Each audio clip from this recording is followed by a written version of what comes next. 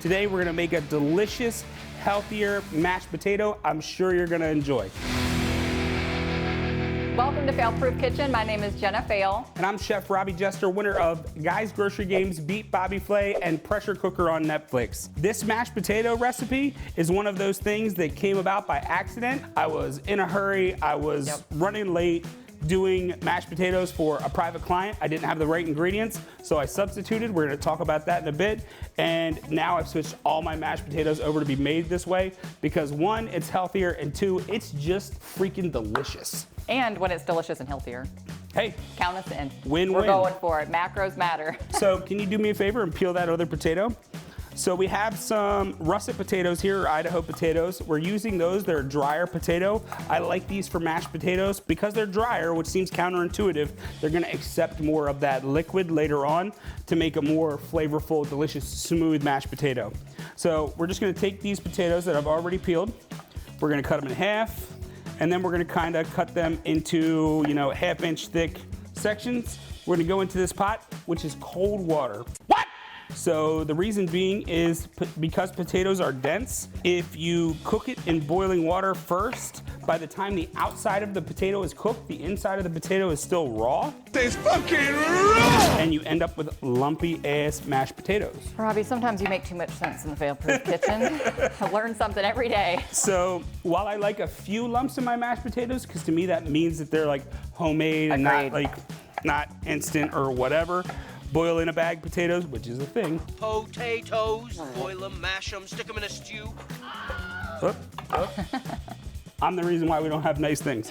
You want to make sure that you cook them in cold water so you get a smooth, delicious, cooked all the way through, the same cooked all the way through mashed potato. So a lot of words to say that just then. Why waste time? Say lot word when few word do trick. So we're gonna go in, finish up with this. This is a healthy portion, 4 potatoes. Honestly, we'll probably make enough mashed potatoes for 8 to 10 people.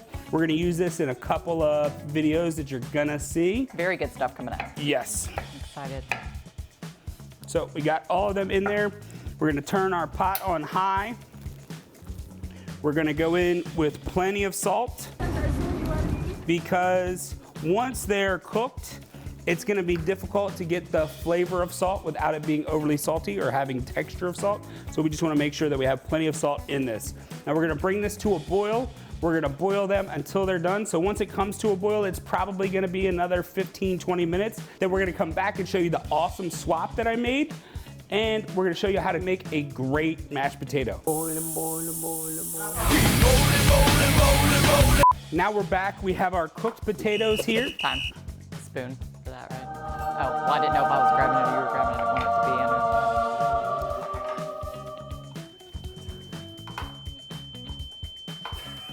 in it. It can't work like this.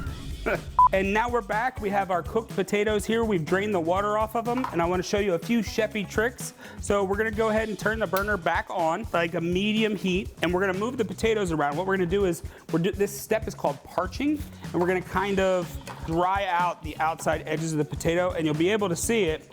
We're gonna use our masher, beef crusher, multi-tool. You know what? I will use it for mashed potatoes now that I see you doing that.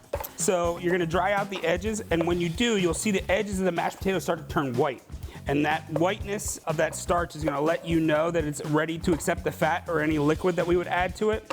So in this case, if you were just making traditional mashed potatoes with milk, you would add them as soon as you start to see that white on the edges. Interesting, I've never done this step. So it's really just getting rid of all that extra moisture. All that extra moisture so it's ready to accept the good stuff that we're gonna add to it. It also is kind of pre-mashing, which helps. If you had like a food mill or like a potato ricer, you could use that at this point too. I never recommend going into a mixer. Like some recipes call for you to put this into like a stand mixer or use the little that thing, that's a technical term. I'm not a fan of those because they can overbeat it and really work that starch, and you have potatoes that come out gummy. So we've got a little bit of that, kind of our white edges to the potato. Turn our flame off. And Jenna, if you will, can you come in with a spoonful of Greek yogurt? Yogurt! Yogurt! Now this is the substitution that I made. I didn't have the cream and I didn't have the butter in my fridge and I had to go out the door immediately. And I love it now. It adds that? a little bit less.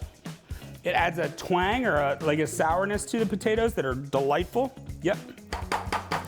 If you could do a little bit of salt and pepper in here. And the last thing we're gonna add is gonna be our butter. And we're gonna use the butter to kind of adjust the seasoning, adjust the texture.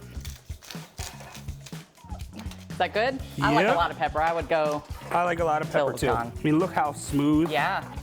beautiful they are. Okay, let's add a couple knobs of butter. You tell me how many. 1, 2 is a couple. Boom. This is making me happy just looking at Yeah. it. So you can see we're super fluffy, delicious, steamy. Texture is great. Man, they're so good. These Greek yogurt mashed potatoes are gonna change your world. If you're a type of person that likes sour cream on your potatoes, you like that gooiness, that lusciousness, we're adding a little bit of protein in with the Greek yogurt, but man, flavor-wise, it's just on. it's unbelievable. So if you guys like this recipe, be sure that you like, share, subscribe, and Hit that bell for notifications. We'll see you on the next one. You might see these again.